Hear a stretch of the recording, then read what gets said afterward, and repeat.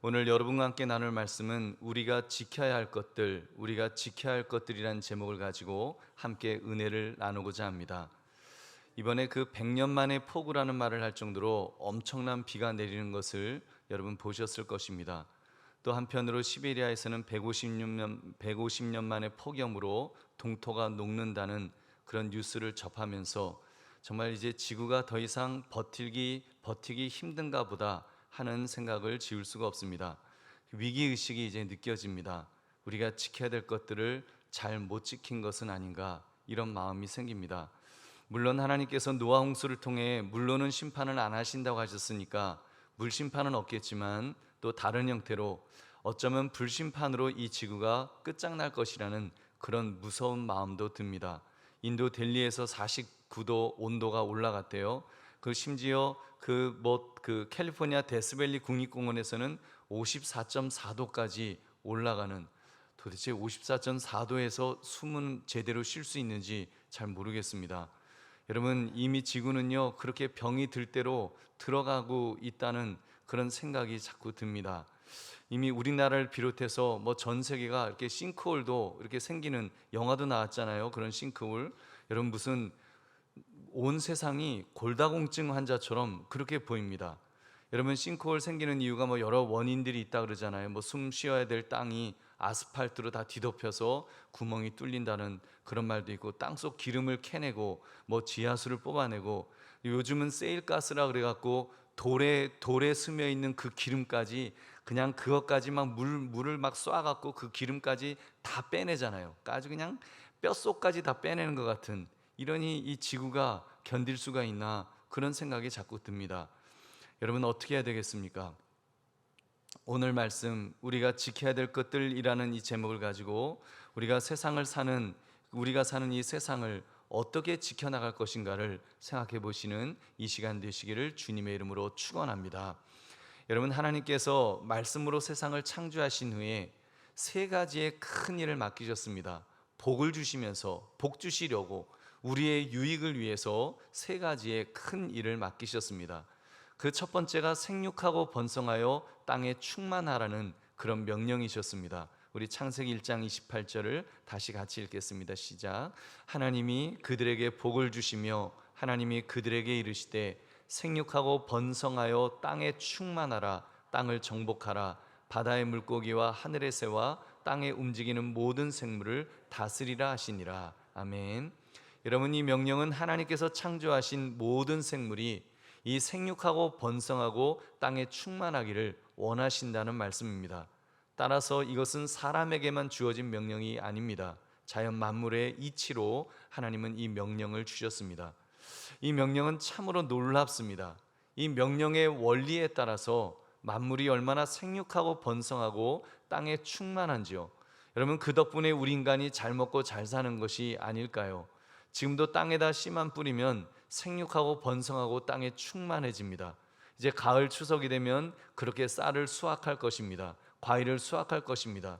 그리고 양계장 시작하는 거 보면 처음에 병아리 몇 마리 삐약삐약거리는 것 같았는데 몇 달 몇 년이 지나면 수십만 마리가 있는 양계장이 되는 것을 봅니다.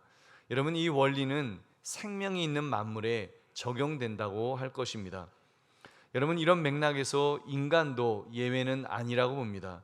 인간은 하나님 앞에서 생육하고 번성하고 땅에 충만할 그런 명령을 받았습니다. 그럼 그렇게 충만해져야 합니다. 그래서인지 어떤 유대인들은 나치 유태인 학살에 의해서 600만 명이 이렇게 죽은 후에, 학살을 당한 후에, 땅에 충만하라는 하나님의 명령을 우린 지켜야 돼. 그래서 하여튼 할 수 있는 한 많은 자녀를 낳는 그런 분들이 있다고 합니다. 여러분, 의미가 있는 행동이라고 생각됩니다. 여러분, 그렇다면 우리는 특히 믿음의 사람으로서 어떻게 이 말씀을 붙들어야 될까요? 여러분, 어떻게 하면 생육하고 번성하여 땅에 충만하라, 이 말씀대로 우리가 살 수 있을까요? 여러분, 우리는요 한 개인에게 앞서서 나만 행복하면 되지, 나만 잘 살다 죽으면 되지, 여러분, 그게 아니잖아요. 여러분, 하나님의 백성, 하나님의 자녀라는 차원에서 우리는 생각해야 될 줄로 믿습니다. 지금 인구 감소 계속 이야기하잖아요. 자연 감소로 계속되면 2000 몇백 년 되면 이제 대한민국은 사라진다, 그런 말을 할 정도로 뭐 물론 그렇지는 않겠지만 여러분 그 정도로 이렇게 심각합니다. 저는 하나님의 세계에서 우리 모든 남녀에게 두 가지 선택지밖에 허용하지 않으셨다라고 저는 그렇게 믿습니다. 첫째는 결혼하여 생육하고 번성하여 땅에 충만한 것이고, 둘째는 독신의 은사를 가지고 혼자 사는 것입니다. 독신의 은사는 하나님의 허락하에 할 수 있다고 봅니다. 근데 여러분 다른 경우는 어떻게 보아야 되겠습니까? 요즘 젊은 분들이 뭐 그런 데잖아요. 아기 낳는 건 무서워서, 또 아기 키우는 거 부담스러워서 결혼 자체를 안 하려 한다고 하는 그런 이야기를 듣습니다. 여러분 별로 성경적이지 않은 태도입니다. 우리가 건강한 기독교인이라고 한다면 하나님의 명령에 따라서 결혼하는 것이 마땅합니다. 하나님께서 짝을 지어주신 자를 찾아서 그렇게 결혼하는 것, 그리고 하나님이 허락하시는 그런 자녀를 낳는 것, 그것이 여러분 믿음의 사람의 그런 또 마땅한 그런 모습이라는 것입니다.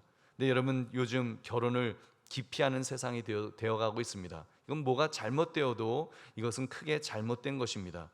여러분 또 그 밖에 이런 이야기들, 요즘 낙태법 폐지에 대한 이슈가 굉장히 뜨겁습니다.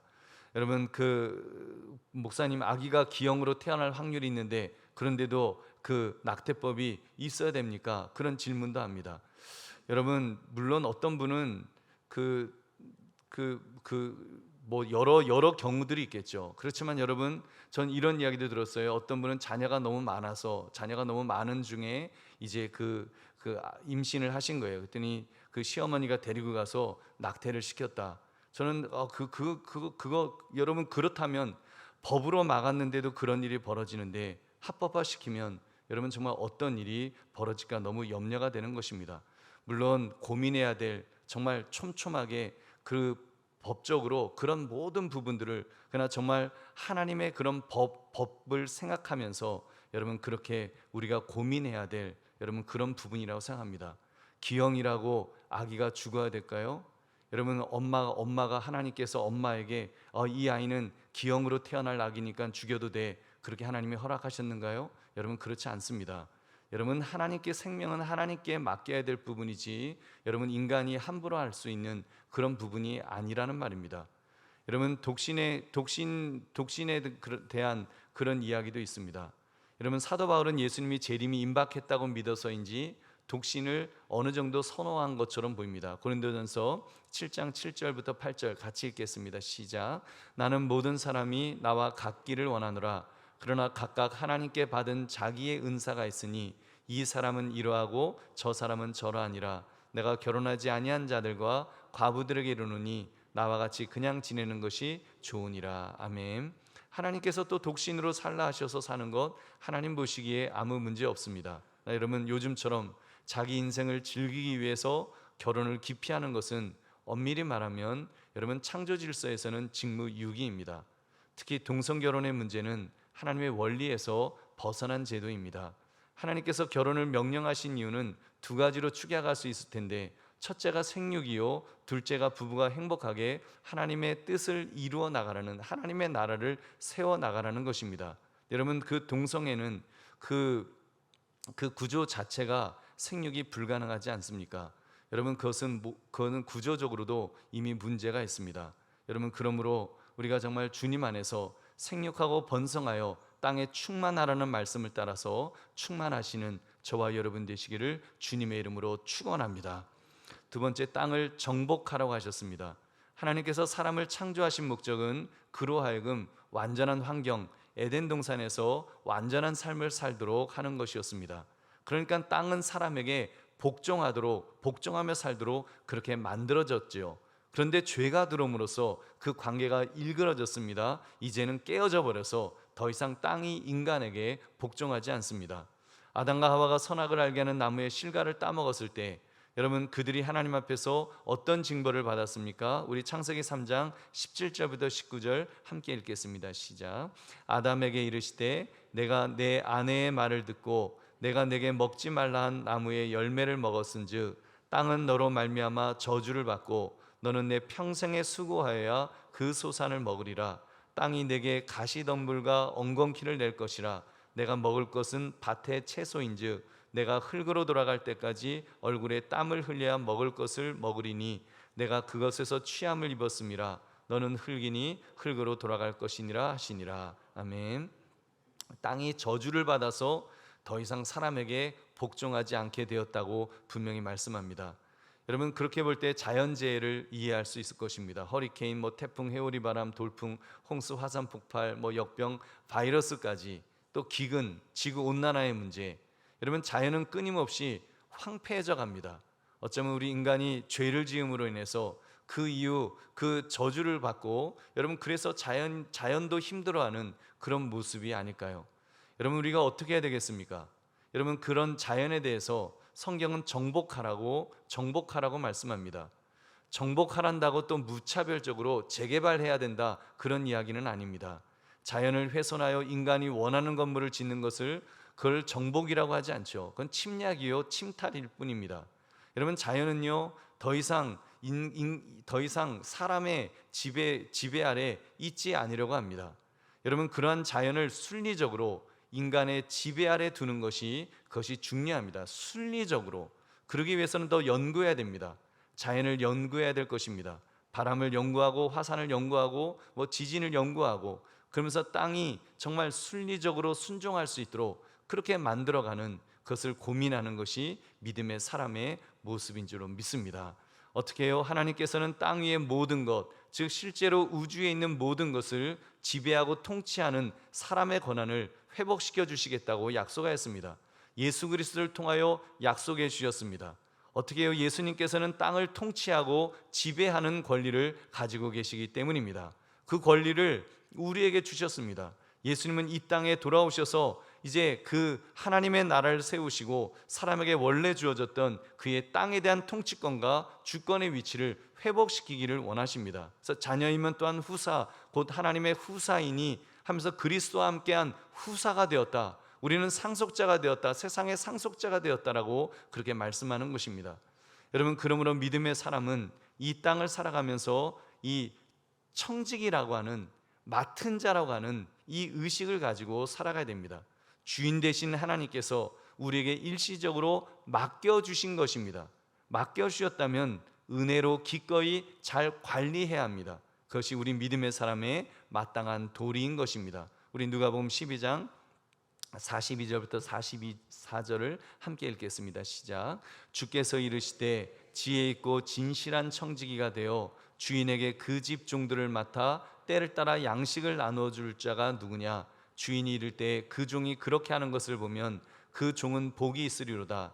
내가 참으로 너에게 이르노니 주인이 그 모든 소유를 그에게 맡기리라. 아멘.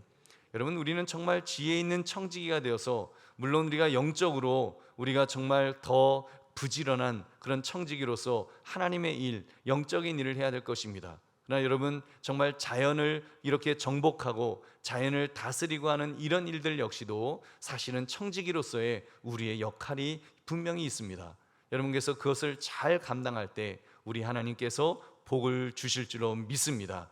우리 사랑하는 성도님들, 그러므로 믿음의 사람은 하나님께 땅을 정복하고 다스릴 수 있기 위해서 지혜를 구해야 합니다. 하나님, 정말 하늘의 지혜를 우리에게 주옵소서. 특히 요즘 같은 시대는 더더욱 정말 그 지혜를 구하는 그런 기도가 필요한 때라고 믿습니다. 여러분, 너무 늦기 전에, 벌써 너무 늦었다 이런 말도 하지만 정말 더 이상 늦기 전에 하나님께 지혜를 구해서 우리가 그것을 잘 관리할 수 있도록, 그래서 사람으로서 지구와 부패한 자연을 관리하기에 정말 우리의 능력이 너무 연약하니까 우리 하나님 앞에 더 기도하면서 하나님 지혜를 주세요. 하늘의 지혜를 주셔서 우리가 이것을 어떻게 하면 잘 관리할 수 있는지 여러분 기도하면 하나님께서 또 그렇게 지혜를 주실 줄 믿습니다.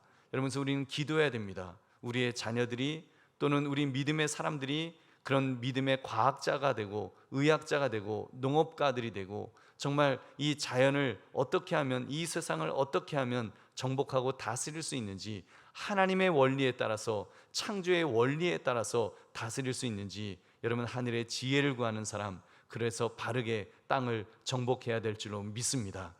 여러분, 근데 오늘날 하늘의 지혜가 없는 사람들이 함부로 지구를 어찌 보면 정복해 버렸습니다.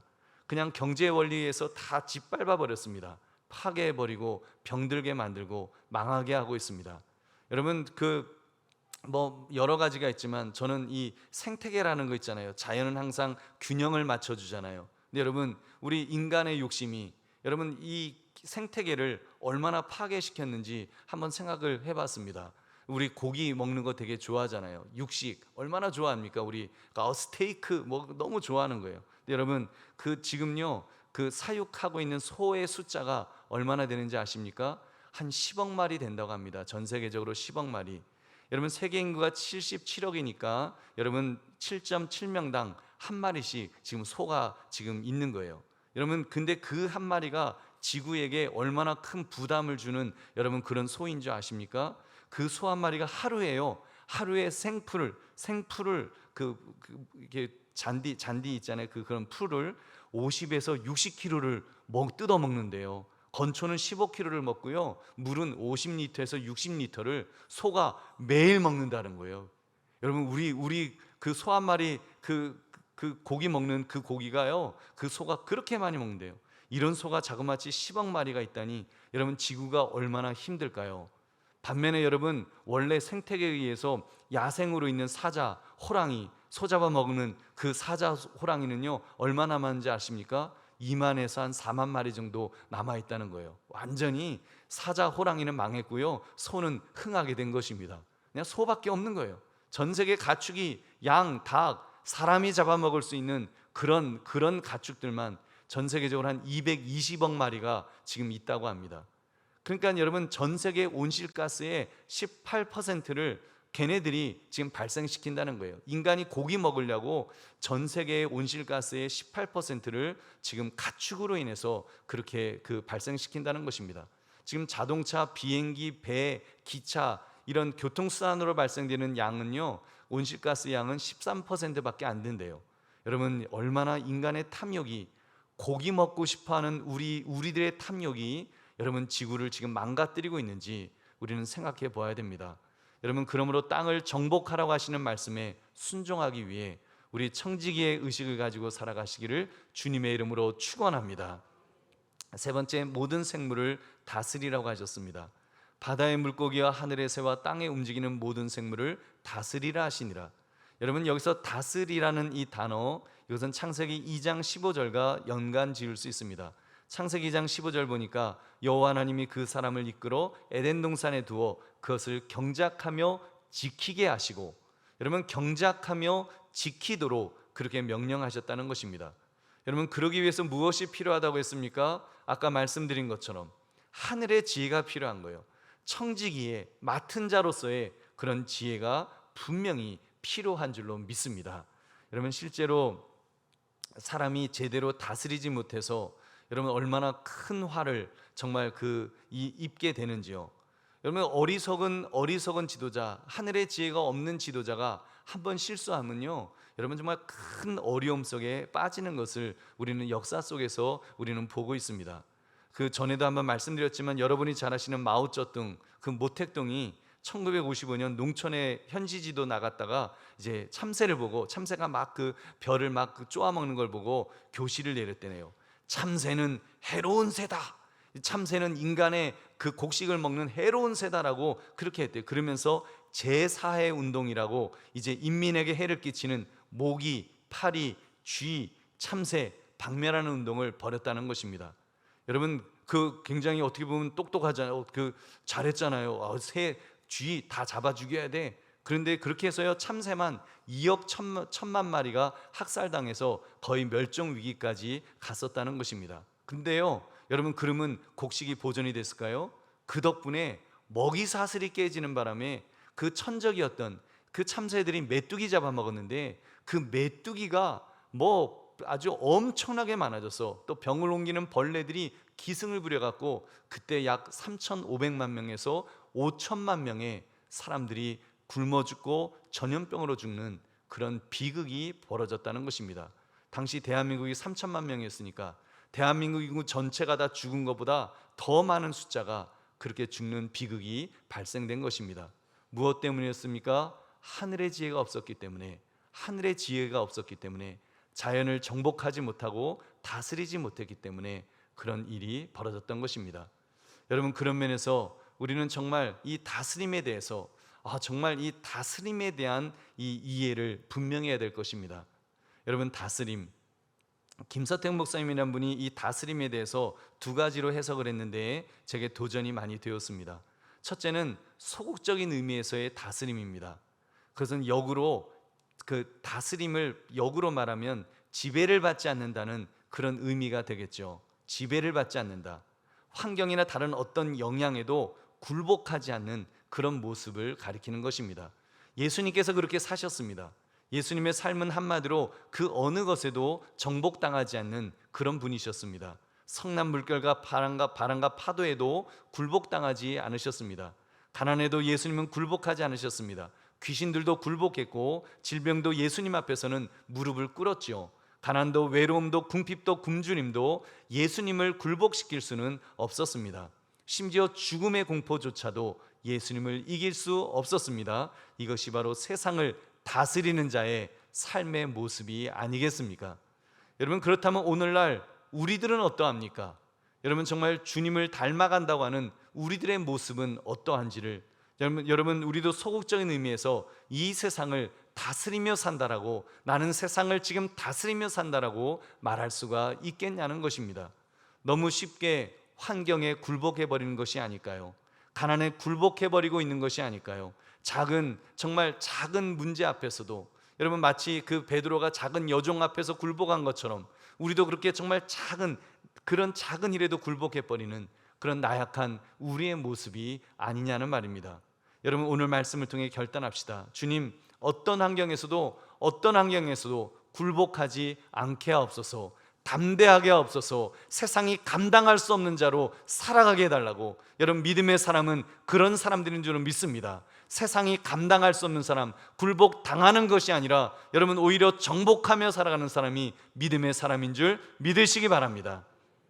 그리고 둘째는 적극적인 의미에서의 다스림입니다. 이것은 모든 것을 장악하여 바른 위치에 있게 한다는 그런 뜻이 있습니다. 여러분, 적극적 의미에서의 다스림, 그래서 바른 위치에 있도록 모든 것을 만들어가는 것. 여러분, 이번에 폭우가 쏟아져서 홍수가 나고 피해가 발생하는 것, 여러분 우리 많이 보지 않았습니까? 그래도 감사하게 우리 용산구는 이렇게 침수된 지역이 없다라는 그 이야기를 들었습니다. 여러분, 이런 것 보면서, 근데 이번에 그 강남역 침수가 됐잖아요. 큰 피해를 입었습니다. 위치적으로 한강과 반포천보다 더 저지대라고 합니다. 여러분, 그럼 어떻게 해야 되겠습니까? 물을 다스려야죠. 물을 다스려서 어마어마한 용량의 대신복, 하수관을 그런 거라도 설치해서 물을 다스려야 되는 것입니다. 여러분, 우리 보광동 지역 늘 침수되었던 그런 지역이었다고 들었습니다. 근데 여러분, 이제 그 물 저장소도 만들고 하여튼 물을 다스리니까, 그리고 댐을 건설하고 하면서 다스리니까 여러분 우리가 지금 이렇게 편안하게 안전하게 살 수 있는 것이 아니겠습니까? 여러분, 그 다스리는 것, 여러분께서 기도해 주십시오. 정부가, 특히 서울시가 지혜를 짜내어서 다시는 그런 침수가 발생하지 않도록 치수를 잘 하도록 기도해 주시기 바랍니다. 이것이 바로 모든 생물을 다스리라 하시는 주님의 명령에 따라 사는 삶의 모습인 줄로 믿습니다. 여러분, 그리고 이런 명령을 가리켜서 문화명령이라고 들어보셨을 것입니다. 문화명령, 이 창세기 1장 26절의 말씀을 문화명령이라고 하는데, 문화명령은 영혼구원의 그런 명령과는 좀 구별이 되죠. 땅까지 이르러 내 증인이 되라, 이거는 대사명이라고 그러잖아요. 영혼을 구원하라고 하는 그런 명령입니다. 여러분, 문화명령은 어떻게 보면 우리의 일반적인 삶과 연결되어 있는 일반 은총적인 그런 명령입니다. 하나님을 위해서는 땅을 통치하고 하나님을 영화롭게 하는 문화를 개발시키라는 그런 명령인 것입니다. 이것은 인간에 대한 하나님의 축복이며 동시에 인간에게 무엇을 위해서 어떻게 살아야 하는지를 규정해 주시는 그런 명령입니다. 그런 그 문화 명령을 따라서 우리가 잘 다스려야 하지 않겠습니까? 근데 오늘날 이 시대 기독교인들의 모습을, 우리의 모습은 어떠하다고 할까요? 여러분, 당장 한번 학문을 생각해 보십시다. 학문이 사람을 지배하면 안 되지 않겠습니까? 근데 여러분, 지금 인문학, 지금 가만 보면 학문은 사람을 돕기 위해 필요한 것인데 학문이 인간을 지배하는 그런 형태가 되어버리고 있습니다. 여러분, 그런 어떤 인간의 그런 문화로 가장 꽃을 피운 것이 컴퓨터, 스마트폰 이런 것이 있겠죠. 굉장히 유익합니다. 이것으로 인해서 유익하게 쓰는 사람들이 많이 있습니다. 아주 유익한 물건이에요. 근데 여러분, 어떤 사람에게는 게임 중독에 빠뜨리는 독이 됩니다. 어떤 사람은 그 컴퓨터를 지배하고 정복하고 다스리는데, 어떤 사람은 그 컴퓨터에게 지배당하는 거예요. 컴퓨터가 그 사람을 끌고 가는, 다스리는 것이 아니라 다스림을 당하는 그런 꼴이 되어버린다면, 여러분, 그것은 하나님 보시기에 여러분 올바르지 않습니다. 이러한 문화 명령이 가장 왜곡된 것이 오늘날 그런 어떤 세상 문화의 트렌드가 아닌가, 그런 생각을 해보았습니다. 한 예로, 좀 조심스러운 이야기입니다만, 페미니즘. 원래 페미니즘은 여성의 권리가 부당하게 억압당하는 것에 대한 반발로 생겨난 건강한 여성 해방 사상이라고 그렇게 생각합니다. 남성 위주의 세상 문화가 여성을 부당하게 다스리려고 했을 때 분연이 일어나서 이제 동등하게 남자와 여자가 함께 살아가는 그런 세상을 만드는 것이 페미니즘의 정신이죠. 근데 여러분, 요즘 보면 일부겠지만 페미니즘이 여러분 어떻게 되어갑니까? 남성을 적대시하는 거예요. 또 남성들도 여성을 적대시하면서 편가르기식, 이게 그냥 싸움이 되어버린 거예요. 문화가 이게 전쟁의 도구로 사용되는, 여러분, 이것은 다스리는 것이 아니죠. 다스림을 이미 지배당하는 것이죠. 여러분, 심지어 여성의 권리를 주장하다가 결혼, 출산, 육아와 같은 이 거룩한 가치가 이제는 하찮은 것으로 그렇게 그냥 몰아갔습니다. 이제는 여러분, 저는 그래요. 육아가 얼마나 어머니의 거룩한 그런 사랑의 모습입니까? 근데 이건 돈 주고 사는, 그냥 돈 주고 사람을 사는 노동이 되어 버렸어요. 여러분, 육아가 노동인가요? 여러분, 육아는요, 노동이 아니라 거룩한 사랑입니다.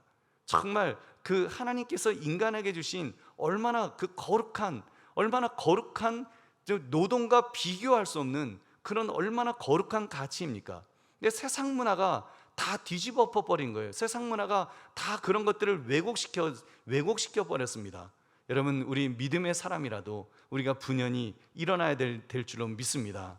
여러분, 동성애 문제, 음란 문화 더더욱 그렇습니다. 여러분, 성소수자의 인권을 지켜줘야 한다며 성경에서 죄라고 하는 것을 죄가 아니라고 주장하도록 만드는 사상이라면, 여러분, 그것은요, 죄가 인간을 다스리려는 시도가 되는 것입니다. 죄악의 종으로 만들려는 시도밖에 안 됩니다. 참된 믿음의 사람이라면 분연히 일어서야 됩니다. 동성애자 자체에 대해서는 우리 한없는 긍휼과 사랑으로 하나님이 사랑하시는 자로 구원받아야 될 영혼으로 분명히 보아야 합니다. 동성애가 죄라고 한들 하나님께서 그 영혼을 구원하지 않으시겠습니까? 하나님이 사랑하시는 자예요. 예수님이 십자가에서 죽으시기까지 바로 그런 죄인을 위해서, 그 동성애자 아니라도 다른 죄라도 우리 다 죄인이잖아요. 우리 그렇게 하나님이 사랑하시는 정말 존귀한 존재입니다. 근데 여러분, 죄를 죄라고 여기지 않게 된다면 오히려 하나님 앞에서 용서받지 못할 죄인이 되는 것입니다. 우리 요한일서 1장 10절 말씀 함께 읽겠습니다. 시작. 만일 우리가 범죄하지 아니하였다 하면 하나님을 거짓말하는 이로 만드는 것이니 또한 그의 말씀이 우리 속에 있지 아니하니라. 아멘. 그런 점에서요, 여러분, 이렇게 정말 이제는 크리스찬 신학자라고 하면서도 그렇게 성경을 왜곡시키고 죄를 죄가 아니라고 왜곡하려고 하는 그런 태도, 그것은 잘못된 것입니다. 여러분, 세상의 가르침에 끌려다니는 것이죠. 여러분, 우리 믿음의 사람은 세상의 가르침에 끌려다니는 것이 아니라 분연히 일어서시기를 주님의 이름으로 축원합니다.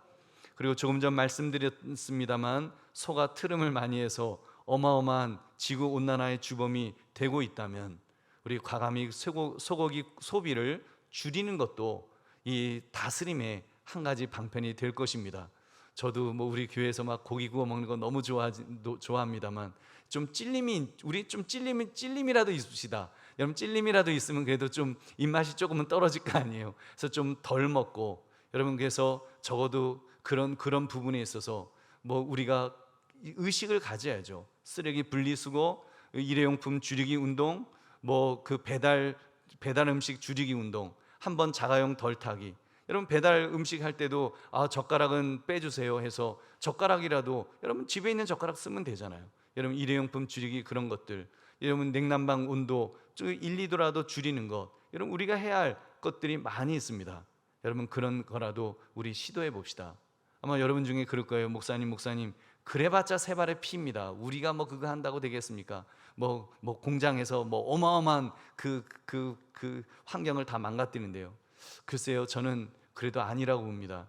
나비 효과란 말 여러분 들어보셨죠? 나비 효과, 나비의 작은 날갯짓처럼 미세한 변화, 작은 차이, 사소한 것이지만 추후 예상하지 못한 엄청난 결과나 파장으로 이어지게 된다는 그런 현상. 좀 말도 안 되는 말이죠. 여러분 뭐 우리나라에서 나비가 한번 탁 했는데 저쪽 미국에 가갖고 미국에서 태풍이 막 몰아쳤다. 이제 뭐 그런 좀 말도 안 되는 이야기입니다만, 여러분 우리는 그래도 하나님의 사람들이잖아요.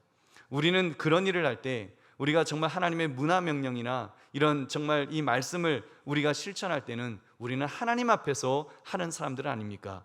우리가 한번 만물을 다스리기 위해서 정말 그런 하나님의 그런 말씀에 따라서 날개짓을 했을 때 여러분 하나님이 기억하실 줄로 믿습니다. 아무개가 저렇게 애를 쓰는구나, 아무개가 저렇게 의식을 가지고 그래도 노력하는구나, 하나님이 보시면, 그래서 여러분 하나님께서 해결해 주시면 여러분 해결이 될 것입니다. 여러분 그렇게 승리할 수 있도록, 정말 우리가 땅을 정복할 수 있도록, 믿음의 사람으로서 땅을 정복하는데 우리 믿음의 사람들이 영향력을 끼쳐서 인류가 땅을 정복할 수 있도록 여러분 그 일을 위해서 우리가 애쓰면 하나님이 함께해 주실 줄로 믿습니다. 그러므로 모든 생물을 다스리라는 말씀 앞에 다스리기를 결단하시는 저와 여러분 되시기를 주님의 이름으로 축원합니다. 이제 말씀을 맺습니다. 하나님께서 우리 모두를 이 지구의 청지기로 부르시고 그렇게 세우셨습니다. 우리에게 모든 것을 맡겨주셨습니다. 생육하고 번성하여 땅에 충만하고 정복하고 다스리라고 하셨습니다. 그럼 여러분 그렇게 삽시다. 정복할 수 있도록, 다스릴 수 있도록. 여러분 우리가 정말 이 문화 명령 앞에, 여러분 문화가 우리를 지배하지 못하도록, 세상의 어떤 흐름이 우리를 지배하고 우리를 끌고 가는 것이 아니라, 여러분 우리는 하나님의 사람이기 때문에 우리는 여러분 것을 분별하고 하늘의 지혜를 구하면서 하나님 어떻게 하면 하나님께서 말씀하신 대로 정복하고 다스릴 수 있을까요? 그래서 여러분 정말 바르게 하나님이 원하시는 방향으로, 그 원하시는 방향이 무엇인지를 분별하면서 그렇게 그 길을 향해서 우리는 나아가야 될 줄로 믿습니다. 그러면 하나님이 함께 주실 것입니다. 그러면 여러분 정말 그렇게 쓰임 받읍시다. 여러분 정말 여러분의 삶의 현장 속에서, 또 여러분의 가정에서 그렇게 하나님의 그런 문화 명령을 따라서 정말 그렇게 살기 위해서 내가 애를 쓰면 하나님이 함께 하실 것입니다. 하나님이 그 사람을 붙들어 주실 것입니다. 그 사람을 통해서 정말 선한 영향력을 끼쳐서 오히려 하나님의 문화 명령에 의해서 세상을 정복하고 다스릴 수 있는 그런 그 사람으로 만들어 주실 것입니다. 그러므로 여러분 하나님께서 원하시는 우리가 지켜야 될 것들을 잘 지켜나가는 일에 여러분 그 일을 시작하시는 저와 여러분 되시기를 주님의 이름으로 축원합니다.